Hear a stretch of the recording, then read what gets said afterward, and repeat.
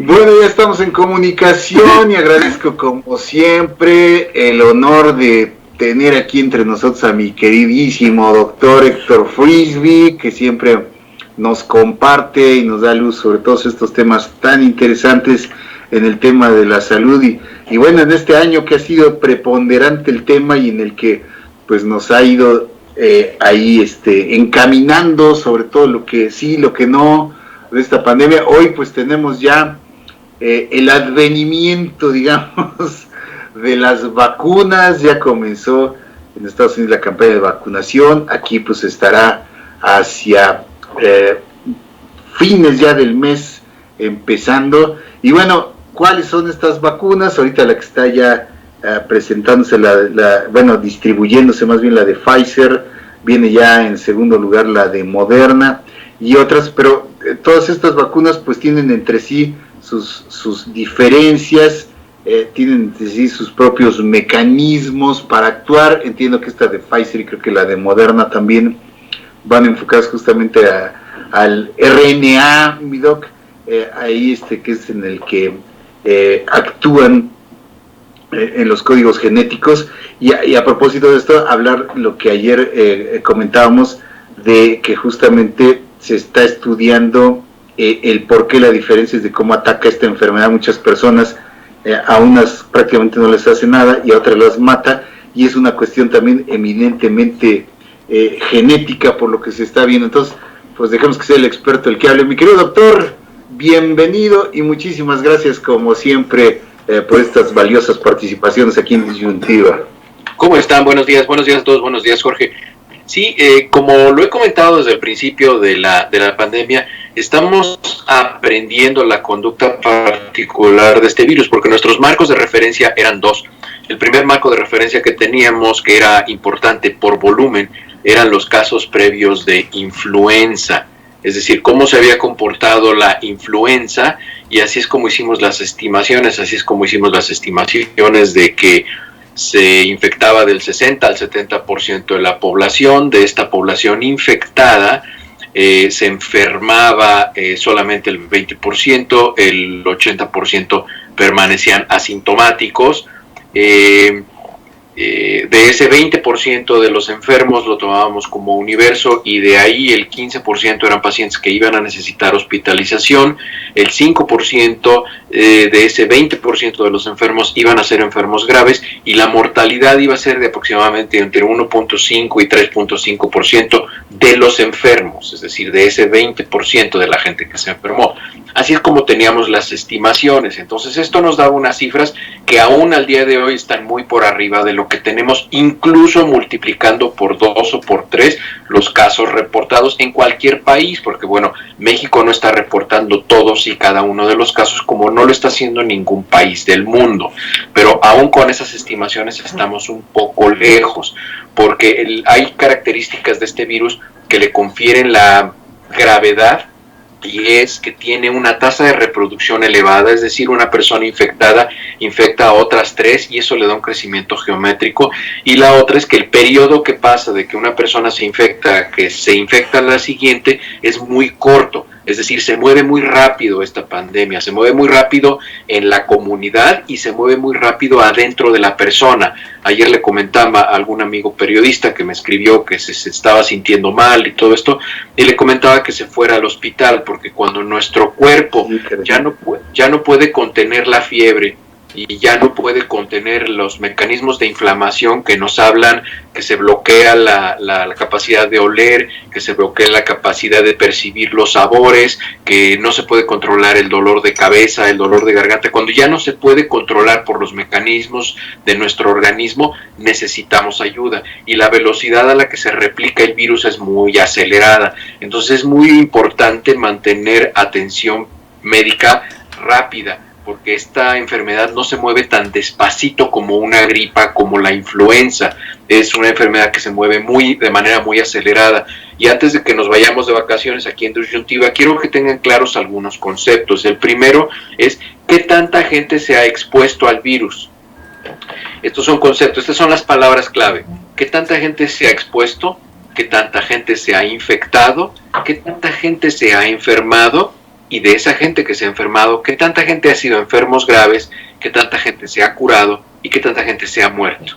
¿Cuántos nos hemos expuesto al virus? Honestamente, al día de hoy podemos considerar que todos nos hemos expuesto. El 100% de la población se ha expuesto al virus. ¿Cuánta gente se ha infectado? Muy poca. Se calcula que en este momento se han infectado alrededor del 25 o 30% de la población mundial. Entonces, saquen sus cuentas realmente cuánta gente se ha infectado. Si México tiene 130 millones de habitantes, calculen cuál es el 20 o 25%, y ese es el número de gente que se ha infectado, y verán que hay un diferencial importante en los casos identificados, porque hay dos tipos de pacientes COVID, los pacientes sospechosos y los pacientes confirmados. Y lo que nos reportan en las estadísticas de todo el mundo son los pacientes confirmados. Los pacientes sospechosos, esos nunca se reportan. Pero sí sabemos que al día de hoy en el mundo son entre 20 y 25%. Eso es muy importante que la gente lo tenga en cuenta. De esos infectados, bueno, pues ya vemos qué porcentaje se enferman, qué porcentaje se mueren. Vemos países, por ejemplo, en México, que han decidido como una estrategia epidemiológica no hacer un número importante de pruebas porque prefieren dirigir los esfuerzos en otra dirección. Vemos que el número de la mortalidad, por ejemplo, es altísimo. ¿Pero por qué es altísimo? Porque los muertos los tienes que contar, pero los infectados no. Y entonces el numerador es muy grande y el denominador no. Y entonces cuando ya tengamos a final de la pandemia, en mayo o junio del próximo año, el número de abajo realmente cuántos fueron los casos de COVID, entonces este número de mortalidad que parecía ser muy alto se va a disminuir, se va a diluir con el número total de casos, ¿no? Hay unos países en los cuales, como aquí en Estados Unidos, que el número de casos es alarmante impresionantemente, vemos que el número de mortalidad no es tan alto porque se acerca mucho al número de mortalidad real que vamos a tener de la pandemia a nivel mundial y a nivel de cada uno de los países. Seguimos aprendiendo. Bueno, nos saltamos a lo de las vacunas. Les voy a poner aquí en el fondo, yo no sé cómo hacerle así que se quedan así donde yo estoy sentado y se ve el cuadro, pero se los voy a ir leyendo. Se los pongo ahí, me voy a salir de la pantalla y se los voy a ir leyendo. Ahí ven hasta arriba, en la primera columna, ven los tipos de vacunas que hay ahí. El primer tipo de vacuna es la vacuna de RNA mensajero. Esos son vacunas que utilizan la información genética, vamos a decir, la computadora. Háganse de cuenta que le sacan el disco duro al virus y utilizan esa información genética, y esa es la que se le inyecta a los pacientes. Se les inyecta una fracción de este RNA a las personas para recibir la respuesta, para producir la respuesta inmunológica. Cuando nuestro organismo identifica que la información genética está en nuestro cuerpo y que es una información genética ajena a nosotros, la destruye. Tiene una eficiencia de entre el 80 y el 90%, esto también lo estamos aprendiendo, y estos son los que están en fase clínica 3. Estas no son vacunas nuevas. He visto algunos videos que sacan en internet que dicen que van a manipular nuestros genes y que nos van a mutar y que no sé. Esto no es cierto, estas son burradas que la gente pone ahí por irresponsabilidad, ignorancia o miedo, o combinadas las tres. Estas son vacunas que ya han estado en fase de investigación clínica desde hace muchos años, en fase de investigación clínica de nivel 3, o sea, con muchos pacientes. El problema es que no había un número suficiente de pacientes en los cuales se pudieran probar, y no había tampoco dinero suficiente como lo hay ahorita con esta vacuna de COVID, que los bombazos de dinero son impresionantes. Ya se habían ensayado tratamientos con estas vacunas para el HIV, para el virus de la inmunodeficiencia humana, para algunos tipos de cáncer y para la malaria. Por ejemplo, la vacuna de malaria es una vacuna que se ha estado ensayando por lo menos durante unos 12 años, y la razón por la que no se termina de ensayar con esta vacuna, pues es que es una vacuna para poblaciones de ingresos bajos, y entonces pues no a mucha gente le interesa que no se muera la gente pobre, entonces por eso no le invierten tanto. Pero ahora se va a avanzar mucho. Les voy a decir una frase que yo les he dicho en otros foros que he platicado y se van a acordar de mí. Las vacunas se van a clasificar en el futuro, vacunas antes de COVID y vacunas después de COVID, porque la manera en la que se está avanzando en el terreno de la genética respecto a las vacunas es impresionante. Entonces es muy importante que ustedes lo tengan en mente y cuando oigan el término, es que las vacunas antes de COVID y las vacunas después de COVID, van a saber que, bueno, aquí se los dijimos en disyuntiva, así como les advertí en febrero del 2018 que esto iba a pasar, lo que estamos viviendo. Después, la siguiente vacuna son las de subunidad de proteínas. Lo que hacen en los laboratorios es que seleccionan unas proteínas que son particularmente únicas de este virus, por ejemplo, la proteína S, que significa spike o pico, que es la proteína que ensambla el virus a la célula para poder meterse, y entonces toman solamente esta proteína, la estructura de esta proteína, y la ponen en la vacuna. Esta se la inyectan al paciente y entonces el paciente hace anticuerpos específicos para esa proteína y cuando el virus entra al cuerpo destruye al virus a partir de esa proteína, o sea, empieza a destruir el virus a partir de esa proteína porque lo reconoce como un cuerpo extraño. Ya hay vacunas que utilizan esta tecnología, como la vacuna de Haemophilus influenza, hepatitis B, bordetella pertussis, que es la tosferina que todo el mundo conoce, de la neumonía por estreptococo, de lo que le llaman el zóster o la culebrilla o el shingles, que es de herpes varicela zóster, así es el nombre completo de este virus. Ya están en el mercado. El siguiente es el de vector viral no replicante. Estas son unas vacunas muy, muy interesantes.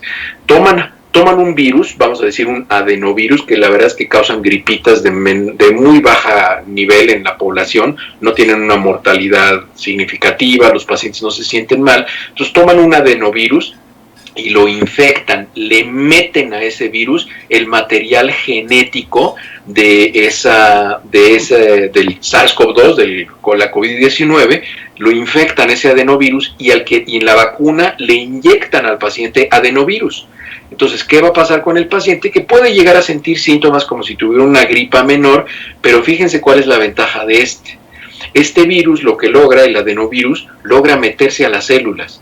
Y adentro de las células desencadena la respuesta inmunológica. Y es por eso que estas vacunas generan una respuesta inmunológica mucho más robusta, más fuerte, y es por eso que su eficiencia llega a ser casi del 100%, del 98, 99%, porque logra cumplir todos los requisitos que hace un virus. Se mete al cuerpo, se mete a la célula para reproducirse, pero allá dentro de la célula, cuando se rompe la cápsula del virus, del adenovirus, se desnuda la información genética del COVID-19, del SARS-CoV-2. En ese momento lo reconoce el sistema inmunológico. Obviamente no se puede reproducir porque es un material genético que no pertenece a la cápsula en la que venía, pero sí sirve para que el sistema inmunológico lo reconozca, genera anticuerpos y es muy, muy eficiente. Esto se utiliza con terapia genómica, incluso se utiliza para modificar algunas enfermedades congénitas. En fin, es una técnica muy interesante y también se utiliza para vacunas contra hepatitis B. Y la última vacuna, que son vacunas que ya van a ser de baja generación de las generaciones anteriores, son virus vivos atenuados, así se llaman, o virus inactivados. El uso de virus muertos causa una respuesta muy débil, no es una respuesta que sea muy fuerte en los pacientes, y son vacunas que requieren 2 o 3 aplicaciones. Son de estas vacunas que ya conocemos, que hay que aplicar 2 o 3 ocasiones. Entonces, estas tienen una eficiencia, como pueden ver, del 60 al 70%, que es muy distante, que es considerado bueno. Ese era el parámetro. Para que nosotros dijéramos que una vacuna era buena, era porque tenía entre el 60 y el 70%, y esta es la razón, porque las vacunas que teníamos, esa era el nivel de eficiencia que tenían, del 60 al 70%. Y esas son las que se utilizan para la influenza, para la polio, para la rabia, para la hepatitis A. Ahora, como les digo, ya vamos a pasar a la siguiente generación de vacunas, que van a ser las vacunas que van a tener eficiencias de cerca de los 90%, 95%, y esas van a ser consideradas las vacunas del futuro, las vacunas que se van a utilizar en el futuro, porque van a tener eficiencias mucho más elevadas y esos van a ser nuestros marcos de referencia. Nuestro marco de referencia ya no va a ser el 60 o el 70% como eran antes, ahora nuestro marco de referencia va a ser el 90%. Entonces, acuérdense, cuando oigan de que las vacunas ahora ya son mucho más eficientes y son vacunas después de COVID, es decir, vacunas que surgieron después del COVID, entonces en ese momento ya vamos a saber que estamos hablando de que ya se perfeccionó la técnica con la que se hacían las vacunas y esto se traduce en un beneficio para la población y va a ser un cambio muy importante. Entonces, al final, esta pandemia se va a convertir en un acelerador impresionante de la tecnología de las vacunas y también vamos a rediseñar de qué manera nosotros nos acercamos hacia las pandemias, porque hay, desde luego, siempre, como cualquier estrategia organizacional, el desarrollo de la atención de una pandemia es mejorable. Entonces vamos a aprender cómo podemos hacer las cosas mejor, no solo con las vacunas, sino también en el contexto de cómo entender las pandemias a nivel mundial, porque la información que tenemos ahorita, pues había sido honestamente con virus que eran pues muy gentiles con nosotros, no eran tan malos con nosotros a nivel global, ¿no? Entiendo que estas vacunas, por ejemplo la de Pfizer y la de Moderna, están hechas en base a estas técnicas modernas de RNA. Ajá, sí, la mayoría de las vacunas que se van a utilizar ahora son de este tipo y se han ensayado vacunas de 2 aplicaciones. Por ejemplo, hay algunas vacunas que van a ser de 2 aplicaciones y es muy importante que esto lo difundan ustedes, Jorge, y todos los medios de comunicación. Hay gente que va a pensar y dice, no, ¿para qué me pongo las 2 vacunas? Nada más me pongo y con esa ya me protejo. Es muy importante que la gente sepa que es lo que va a suceder si solamente se ponen una vacuna de un esquema de 2, es que en primer lugar la protección que van a tener va a ser muy baja, va a ser prácticamente equivalente a usar cubrebocas, y la segunda es que la caducidad del efecto inmunológico va a ser muy corto, es decir, si se ponen una sola aplicación, una vacuna de 2, su protección va a ser de 2 meses, y muy su protección va a ser muy baja, como si usaran cubreboca. Entonces, pónganse los esquemas de vacunación completos. Ahora, doctor, ¿por qué confiar en la vacuna? Hay muchas personas que ya están diciendo, yo no me la pongo, yo no me voy a esperar, yo no sé, qué tal que tenga algunas otras consecuencias que no se han visto, con cosas que han salido como esta última de las personas. La desconfianza que tiene la gente es por gente imbécil que está en los medios de comunicación, o sea, para decirlo claramente. Es por eso que se han dedicado a hacer hipérbolas para atacar, porque les cae gordo el presidente, les cae gordo el secretario de salud, o el subsecretario, o el de la OMS, o el de lo que sea, y hacen esas hipérbolas de odios personales y decir, ¿saben qué? Sí, esta persona me cae mal y yo considero que es un tal por cual, pero ponerse la vacuna es un acto de responsabilidad, póngansela. Ojalá cambien este tipo que me cae gordo, pero pónganse la vacuna. Pero su cerebro no les alcanza a hacer esa diferenciación, son gente imbécil. Es por eso que lo hacen, y es por eso que espantan a la gente, y es por eso que la gente decide no ponerse la vacuna. Pero es un acto de profunda irresponsabilidad. Claro, hay que pensar que justamente son años de investigación, son años de desarrollo, son gente especialistas de muchísimas disciplinas, ¿no? Que están imbuidos y que han estado trabajando a marchas forzadas, así como se está trabajando en los hospitales y en las clínicas y en los consultorios para atender a los enfermos. Así han estado estos investigadores quemándose las pestañas y trabajando marchas forzadas para desarrollar una vacuna en un tiempo récord, doctor, porque además también es un hito el hecho de que esta vacuna se haya logrado en menos de un año. Fíjate que justamente hace 100 años que se estaba trabajando en la elaboración de la vacuna de la polio, sucedieron cosas muy tristes. En primer lugar, se tardó 33 años en desarrollarse la vacuna, 33 años. Y en segundo lugar, como se utilizaban virus vivos atenuados, no se atenuaron lo suficiente y hubo un primer ensayo que se sacó a la calle y se empezó a vacunar a la gente y no se cumplieron no existían las etapas de investigación clínica como existen ahora, y en ese momento se aprendió que se tenía que hacer una fase 2 muy rigurosa y atender mucho a la seguridad de la vacuna para poder pasar a la fase 3. Ahí se aprendió, y entonces en la Universidad de Nueva York y en la Universidad de Pensilvania sacaron una vacuna y empezaron a vacunar a la gente, y a la gente le dio polio, y hay gente que se murió por polio por aplicarse la vacuna. Entonces se modificó todos esos criterios de investigación, y es por eso que ahora existen las fases de investigación clínica. Exacto, doctor. Todo tiene un procedimiento y hay que pensar obviamente que estas vacunas, como también ya nos habías apuntado, van a ser vacunas, porque ahora dicen, no, pues ya llega, se está anunciando, seguramente ya oíste, una mutación en este coronavirus, una nueva cepa. Ya nos lo habías tú también comentado, esto va a ser más o menos como la vacuna de la influenza.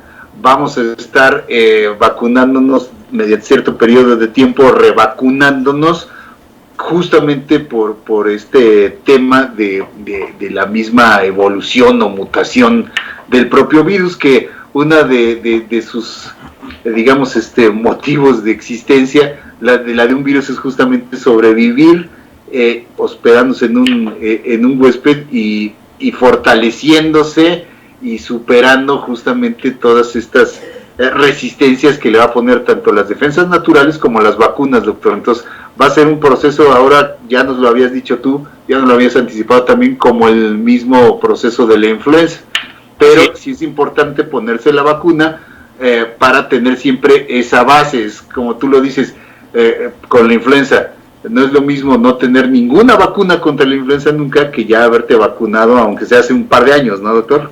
Así es. Y fíjate, voy a empezar a contestar las preguntas. Me pone aquí Paco Hurtado, que ¿qué es la carga viral? Es un término técnico que utilizamos cuando vemos que la concentración de virus en el plasma, en el agüita en la que está diluida la sangre, incrementa de manera muy importante. Por decirlo en términos comprensibles, es el número de virus que vamos viendo que se van incrementando en una persona. Entonces, por utilizar un número figurativo, si vemos que una carga viral es de 100, podemos decir que es una carga viral alta. Si vemos que disminuye esa carga viral y que llega a ser de 8, podemos decir que es muy baja, y cuando tenemos una carga viral de 3 o 4, podemos decir que es prácticamente una carga viral inexistente. Entonces, cuando vemos que en la gráfica esa cantidad de virus en el plasma van incrementando de manera muy importante, decimos que se va elevando la carga viral. Y esta enfermedad tiene la característica de que el crecimiento de la carga viral es geométrico. Es decir, pasa de ser de 1 a 2, 4, 8, 16, 32. No es como en la influenza, que es 1, 2, 3, 4, 5, 6, que es aritmético el crecimiento. Es geométrico en el caso del SARS-CoV-2. Y eso es lo que le confiere la velocidad en la cual se agrava tan rápido en personas que son susceptibles. Muy bien, doctor. Sí, es como la carga viral, podríamos referirnos cuando una persona está saliendo justamente del virus, cuando ya tuvo el virus y está en los últimos días de su aislamiento, su carga viral es muy baja y entonces su poder de contagio es mucho menor, doctor, ¿no? Así es, la posibilidad que tiene el sistema inmunológico de combatirlo existe. Por ejemplo, en este caso del SARS-CoV-2, un paciente infectado que no llega a ser un paciente grave es porque en ese diferencial de la infección y la enfermedad leve, el sistema inmunológico se puede hacer cargo. Cuando un paciente pasa la capacidad y la carga viral, es decir, ya son muchos virus, cuando enferma, ¿no? O sea, le echan un montón al sistema inmunológico, ya no puede, y entonces es un paciente que tiene que irse al hospital. ¿Para qué? ¿Cuáles son unas de las principales estrategias con los ensayos clínicos de medicamentos que se usan? ¿Cuál es la estrategia? Disminuir la velocidad de replicación viral. ¿Para qué? Para bajar la carga viral y permitirle al sistema inmunológico que haga su trabajo de manera eficiente. Exactamente, doctor. Perdón. Es la manera en la que se atienden a los pacientes. Por eso decíamos, ahora que empiece esta campaña de vacunación gradual, calendarizada, sí tiene una incidencia justamente en ir reduciendo la epidemia o la pandemia, doctor, porque pues, se va a empezar obviamente. Se van a vacunar primero, porque he visto mucha gente que sale y dice, es que están discriminando, y eso lo han dicho aquí también en Estados Unidos. Aquí créeme que ya salieron los pilotos a decir que ellos también son población de riesgo, los meseros ya se están uniendo y diciendo que son población de riesgo, para ser los primeros que se vacunan. ¿Cómo se diseña una lista de predominancia y prioridad en una vacunación? Con la población que es más susceptible a morirse y complicarse y morirse. Esos son los que hay que vacunar primero. Hace poco me decía, creo que fue Rolando el que me dijo, ¿para qué vacunan a la gente mayor de determinada edad si ya no es productiva económicamente? Eso no es éticamente posible porque yo estoy decidiendo que se mueran. Y yo sé que la gente que tiene más de 65 años es población vulnerable. Entonces, a ellos son a los que tengo que vacunar. A la gente joven que no tiene enfermedades crónicas, como tú, por ejemplo, tú eres un hombre joven, fuerte, saludable, tú vas a estar en la lista al final, es decir, tú te vas a poder vacunar en mayo o junio del próximo año. Tú no te vas a poder vacunar en el primer bloque, que va a ser de aquí a la primavera, el segundo es de la primavera al verano, y el tercer bloque va a ser en el verano a partir de mayo, junio. Y así está diseñado en la mayoría de los países del mundo. Y el grupo 1 tiene un grupo 1A y un grupo 1B. El grupo 1A es la gente que estamos en contacto directo con un paciente tras otro. Ayer estuve expuesto a 39 pacientes, por ejemplo, y de esos 2 son COVID. Entonces, yo estoy expuesto todos los días a una cantidad de gente. Yo soy 1A, después sigue la población 1B. ¿Quién es la población 1B? La gente que está en los mostradores, recibiendo a la gente que limpia los hospitales, es decir, la gente que no está en contacto directo con los pacientes. Entonces, así se va a ir clasificando y es por eso que se vacuna así a las personas. No es una ocurrencia ni tiene ningún otro tipo de preferencia. ¿Cuál es el riesgo si la vacuna se saca al mercado? Pues que igual que la gente que tiene más dinero es la que come mejor, pues la gente que tiene más dinero es la que se va a vacunar primero. Y esa gente habitualmente no es la que se complica, no es la que se muere más. Entonces eso sería un problema muy serio de discriminación y eso no está sucediendo en ninguna parte del mundo. Y aquí en Estados Unidos la vacuna la está manejando la Guardia Nacional, es decir, es como la Guardia Nacional en México, es el ejército. Así es, doctor. Sí, sobre todo por las capacidades logísticas. Sí, y pensar justamente que cuando ese segmento de la población, por poco que sea, empiece a quedar inmunizado, sí, decía yo, a tener la incidencia justamente en el tema de ir cortando los contagios, ir reduciendo las saturaciones hospitalarias, porque esa gente susceptible de enfermar ya no se va a enfermar, y los que son menos susceptibles de enfermarse por tener, como bien decíamos hace un ratito, menos carga viral, pues son los que ya no van a transmitir la enfermedad. Entonces, es lo que aquí exponíamos, doctor, el día de se anunciaba el plan de vacunación. O sea, es una buena noticia, desde luego, que ya tengamos la vacuna, que empiece esta a distribuirse y aplicarse, aunque no nos toque a nosotros, ¿no? Ahora sí que a los chavos jóvenes y fuertes, pues nos va a tocar al último. A los guapos, ¿verdad? Porque somos capaces de a los feos primero, porque somos más susceptibles. Pero ahí está el mensaje, mi querido doctor, como siempre. Un par de preguntas. Hay que ponerse la vacuna. Ahorita a las 9, pero te contesto otras preguntas. Ana Rock nos hizo el favor de preguntarnos cuándo se pone la segunda dosis. Es habitualmente 3 semanas después, 21 días. 21 días, ¿no? Sí. Se pone la primera dosis y luego los 21 días. ¿Cuáles son las vacunas que van a tener 2 dosis? No lo sabemos todavía. No lo sabemos, es por eso que se está haciendo esta fase clínica 3, se está haciendo de manera muy activa. Esos son los laboratorios, no son marcas, son los laboratorios, no tienen marca registrada. Entonces, perfecto, sí, los laboratorios, como lo dice Rolando, no se lo van a vender ni siquiera a gobiernos locales, porque ya vimos a unos trasnochados ahí que quieren comprarlo a nivel local. Entonces, no, esto es un acuerdo que se hizo hay un organismo que representa al país ante la Organización Mundial de la Salud, y ese organismo es a través del cual se va a controlar la compra de las vacunas. Las entidades federativas, es decir, Colorado, Guanajuato, Puebla, la Guaya, en los estados que hay en cualquier país, ellos no pueden comprar la vacuna porque no son el organismo sanitario nacional registrado de ningún país. O sea, estos estados que dicen que quieren ser independientes tendrían que hacer su nación, registrarla en la Organización Mundial de la Salud, y entonces sí a ellos les venderían la vacuna. Pero eso es imposible, eso es una payasada que están diciendo, y lo saben. Pues digo, si lo sé yo, que soy pobre mortal, ellos lo saben, son tonterías, no le hagan caso. Entonces, y esto es justamente para evitar vicios, como quien pudiera comprar más, pues las acapara y demás, ¿no, doctor? O sea, tiene su motivo y su razón de ser. Perdón que te interrumpa, Jorge, algo muy, muy, muy, muy importante. Después de que se aplique la vacuna, el uso de cubrebocas va a seguir siendo algo que se va a necesitar.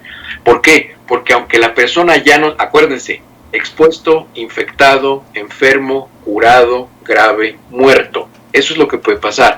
Aún ya vacunado con inmunidad, yo ya no me voy a enfermar, pero sí me puedo infectar. Me puedo infectar. Y claro, no sabemos todavía si infectado transmito. Así es.